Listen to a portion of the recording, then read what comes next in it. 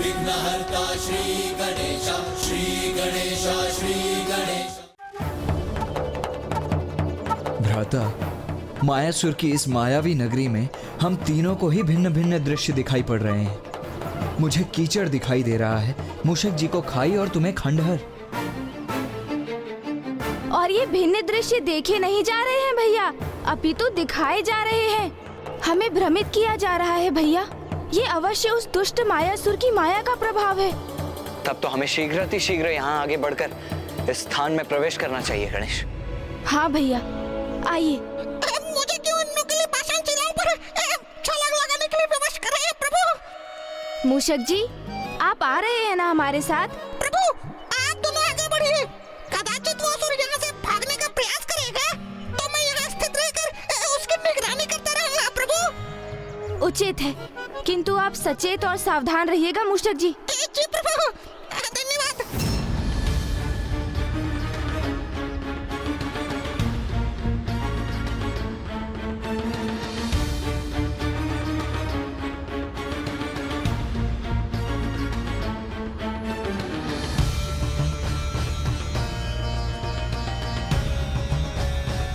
दुष्ट दुर्गमासुर, अब शीघ्र ही पहुंच रहे हैं हम वहां। अब तुम जिस भी योजना का निर्माण कर रहे थे वो मात्र एक योजना ही रह जाएगी। योजना क्या है तुम्हारी मित्र?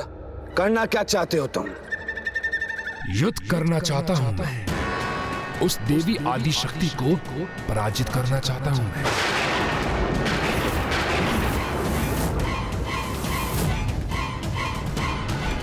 देवी आदि शक्ति।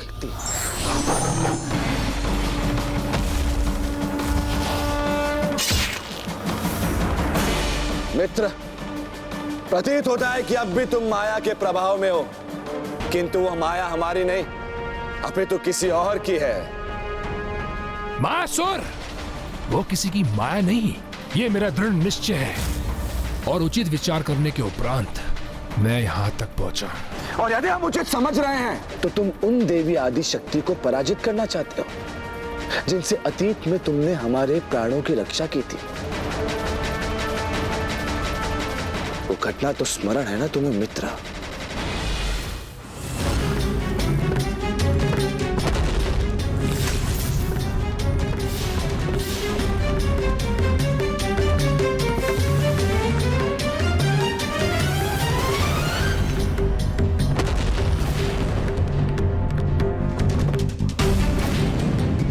देवी की माला से गिरी ये पंखुड़ी तो प्रज्वलित होकर एक आग्नेय अस्त्र में परिवर्तित हो गई।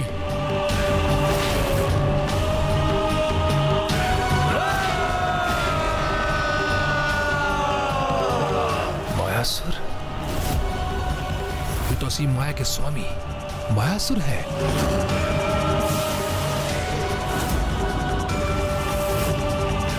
मुझे इनको चेतावनी देकर इनकी रक्षा करनी चाहिए। ऐसे महान शक्तिशाली असुर की मित्रता का कभी न कभी तो लाभ होगा मुझे।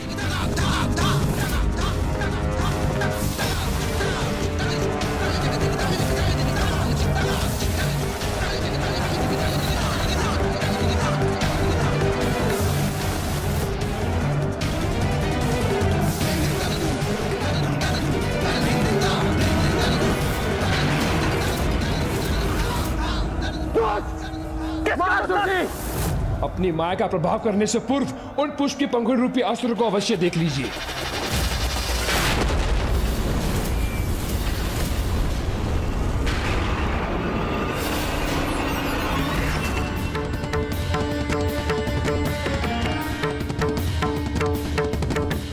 जब मैंने भी उसे देखा था तो मैं भी अचंभित रह गया था उस देवी की माला के पुष्प अस्त्र को देखकर, जिसने संपूर्ण असुर टुकड़ी का विनाश कर दिया।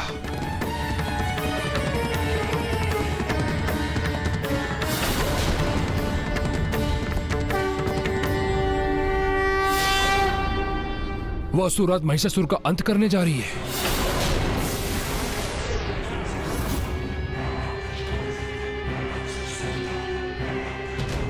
और तुमने हमें उनके उस पुष्प के मार्ग से हटाकर न मात्र हमारे प्राणों की रक्षा की है, अभी तो हमारे अंत से भी हमारी रक्षा की है। इसी कारण हम तुम्हारे आभारी हैं, ऋणी हैं और मित्र। आज मायासुर मात्र अपने शब्दों में तुम्हारे प्रति अपना आभार प्रकट कर तुमसे धन्यवाद नहीं करेगा, किंतु भविष्य में जब भी तुम्हें हमारी सहायता की आवश्यकता हो, निसंकोच होकर हमारे समक्ष आना। हम तुम्हारी सहायता अवश्य करेंगे मित्र, अवश्य अवश्य करेंगे मित्र, अवश्य अवश्य। तो आज मैं तुम्हें वो अवसर प्रदान कर रहा हूं मित्र, मेरी सहायता कर, अपना ऋण चुकाओ मित्र मायासुर। तो क्या अपने प्राणों की रक्षा का ऋण चुकाने के लिए हमें अपने ही प्राणों की आहुति देनी होगी? यदि तुम्हें वो घटना स्मरण है तो यह भी स्मरण होगा कि कैसे देवी आदिशक्ति की माला की एक पंखुड़ी, मात्र एक पंखुड़ी इतनी विनाशक सिद्ध हुई थी, तो वो देवी स्वयं कितनी शक्तिशाली होगी, क्या इसका अनुमान भी है तुम्हें मित्र दुर्गमासुर? उसकी चिंता त्याग दो मित्र, क्योंकि देवी आदिशक्ति से अधिक शक्तिशाली बनने का उपाय है मेरे पास, किंतु उसे पूर्ण करने हेतु मुझे तुम्हारी सहायता की आवश्यकता होगी। सहायता? कैसी सहायता? यहां से प्रस्थान करने के उपरांत मैं स्वयं को नुकीली हिमशिलाओं से भरी एक गुफा में स्थित कर अपना अनुष्ठान आरंभ करूंगा।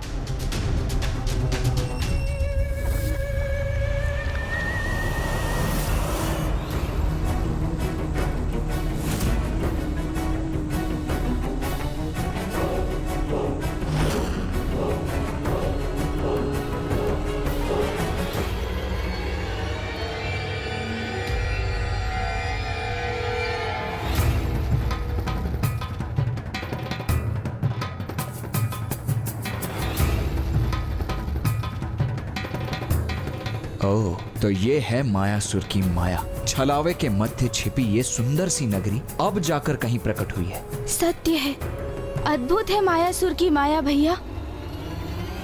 क्या जो दृश्य मैं देख रहा हूं वही दृश्य तुम भी देख पा रहे हो गणेश?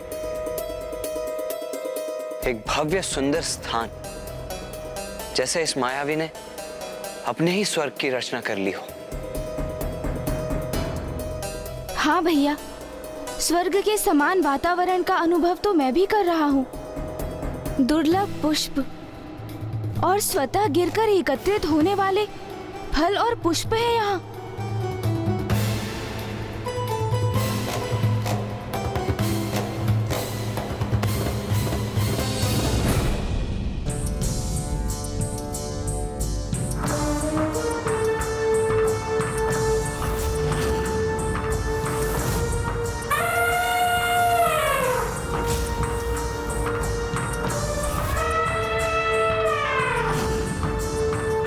ये गज कुछ असामान्य क्यों प्रतीत हो रहा है?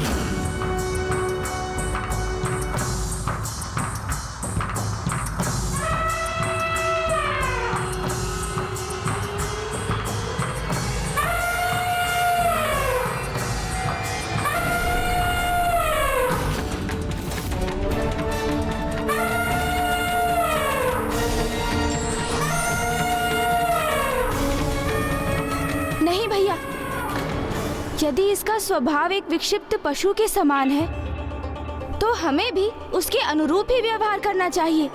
स्मरण रहे भैया, ये मायासुर की नगरी है, इसलिए आवश्यक नहीं कि जो दिख रहा है वही सत्य हो। इस समय मात्र ये आवश्यक है भैया कि हम किस प्रकार इसे भटकाकर भीतर प्रवेश करें।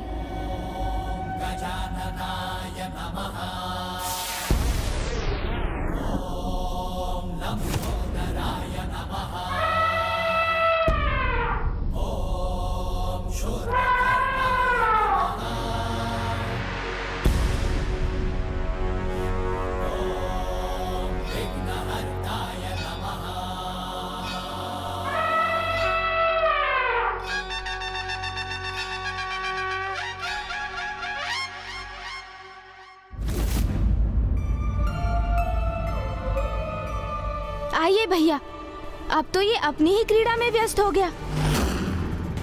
हमारे भीतर प्रवेश करने का ये उचित अवसर है।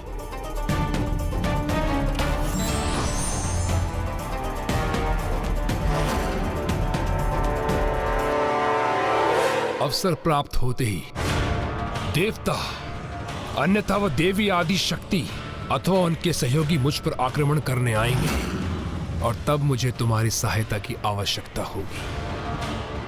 तो तुम कहना क्या चाहते हो? हमें उन देवताओं का सामना करना होगा?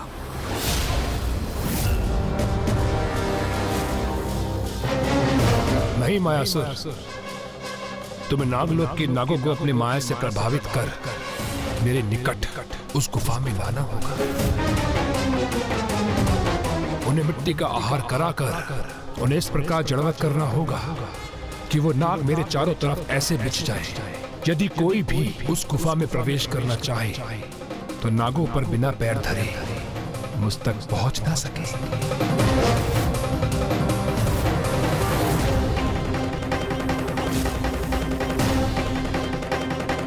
किंतु इस सब से तुम्हें क्या लाभ होगा मित्र दुर्गमासुर? लाभ होगा, बहुत लाभ होगा,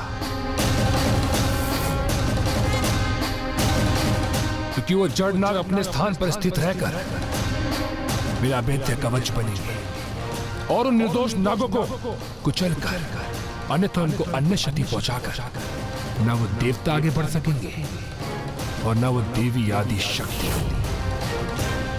तब मैं उनसे सुरक्षित रहकर 94 करोड़ बार अनुष्ठान कर अपार शक्ति संपन्न हो जाऊंगा और युद्ध में विजय प्राप्त करूंगा।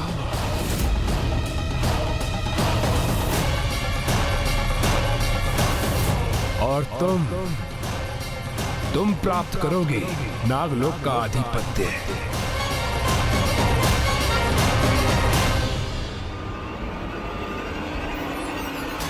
ये तो उत्तम योजना है, अति उत्तम योजना।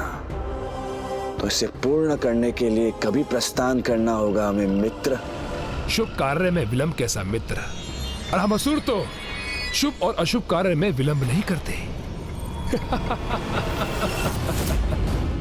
और वैसे भी आज का दिवस तो अति उत्तम है, क्योंकि आज शिवरात्रि के महापर्व पर सभी 33 कोटि देवी देवता महादेव की आराधना में व्यस्त होंगे।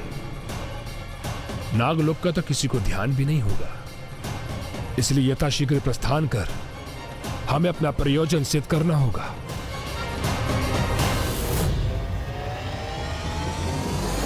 दुर्गमासुर! दुर्गमासुर!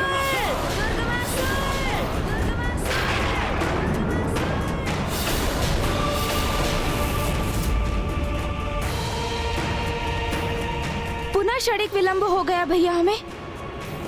अब कहाँ ढूंढे उन्हें? कहाँ गए होंगे वो दोनों? भैया ये स्वर कैसा जो वहाँ उस ओर से आ रहा है? आइए हमें शीघ्र देखना होगा।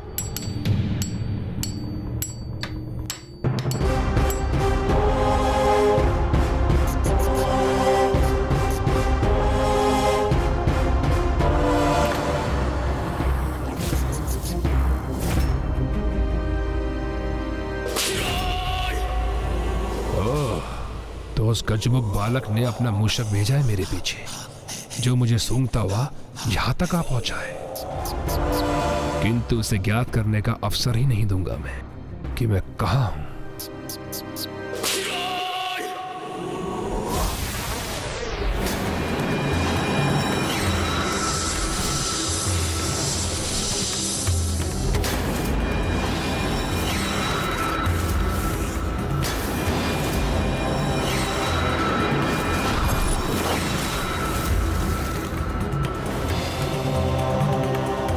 अब शीघ्र अति शीघ्र ये समस्त नाग हमारी माया से प्रभावित होकर हमारे इच्छा अनुसार चलेंगे और समस्त नाग लोग हमारे अधीन होगा, माया सुर के अधीन।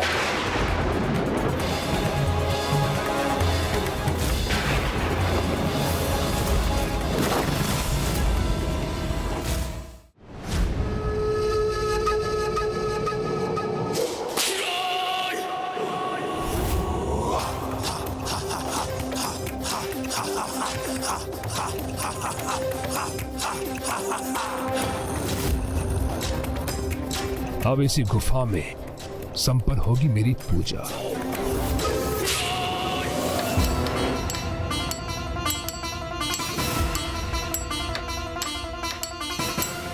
इतनी बड़ी प्रतिमा, और वो भी स्वयं की। ये कोई साधारण प्रतिमा प्रतीत नहीं होती भैया। अवश्य इसके पीछे मायासुर की कोई योजना है। भैया, अब हमें उनसे एक पग पीछे नहीं, अपितु आगे रहना होगा, क्योंकि अब एक नहीं भैया, हमें दो दो शत्रुओं की संयुक्त शक्ति का सामना करना होगा। क्योंकि अब एक ओर दुर्गमासुर है तो दूसरी ओर मायासुर।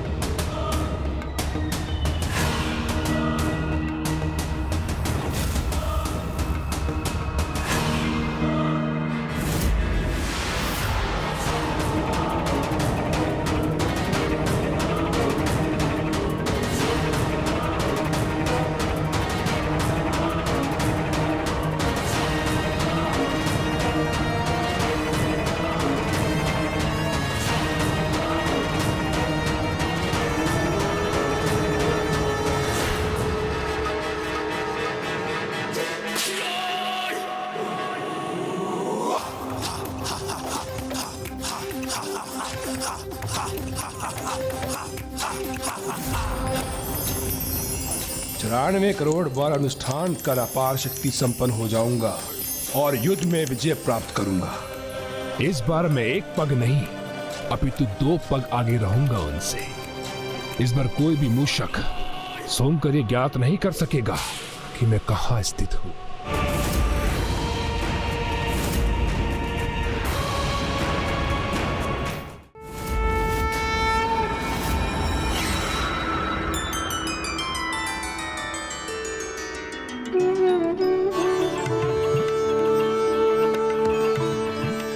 शिवरात्रि के भव्य उत्सव का आयोजन है यहाँ, जिसमें समस्त कोटि देवता उपस्थित होकर महादेव की अर्चना करेंगे।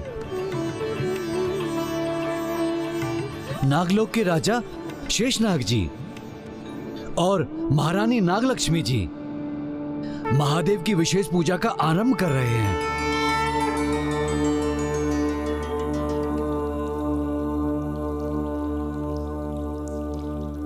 मुझे शीघ्रता करनी होगी। महादेव का पूजन करके उनका आशीर्वाद प्राप्त करके शीघ्र अपनी भावी संतान अपने अंड के पास पहुंचना होगा। देवी नागलक्ष्मी, शिवरात्रि के अवसर पर महादेव का अभिषेक करते समय आपका इतना अधीर होना अनुचित है। आप चिंता ना करें, अब हम पूजा आरंभ करने ही जा रहे हैं।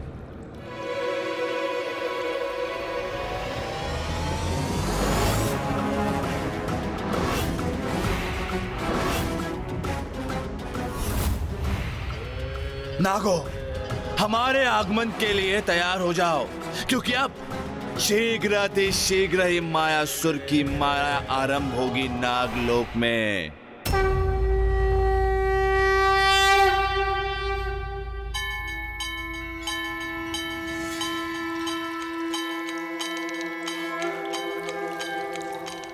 मुझे अकस्मात ये कैसी व्याकुलता और दुश्चिंता से होने लगी है।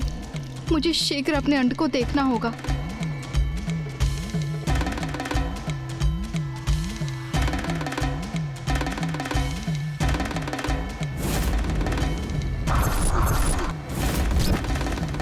चंद्र भी पूर्ण हो गया बन के माथे की शोभा,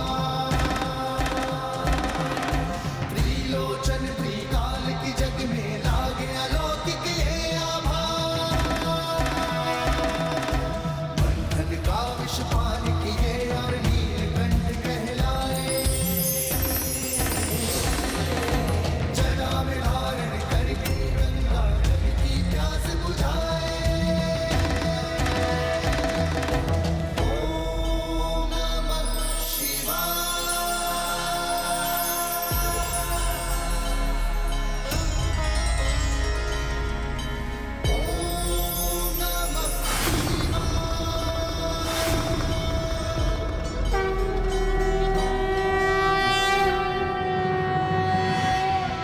पशूनां पतिं पापनाशं परेशं गजेन्द्रस्य कृत्तिं वसानं वरेण्यं जटाजूटमध्ये स्फुरत्ताङ्गवारिं महादेवमेकं स्मरामि स्मरामि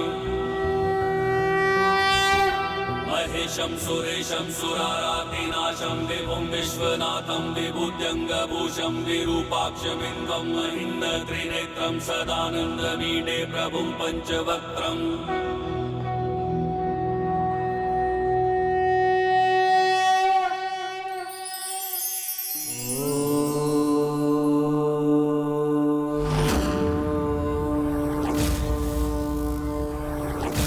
महादेव का पूजन संपन्न हुआ।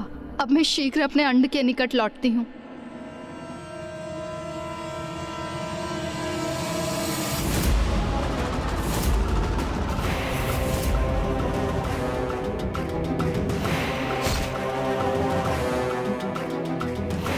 नागलोक के द्वार तक तो पहुंच चुके हैं हम।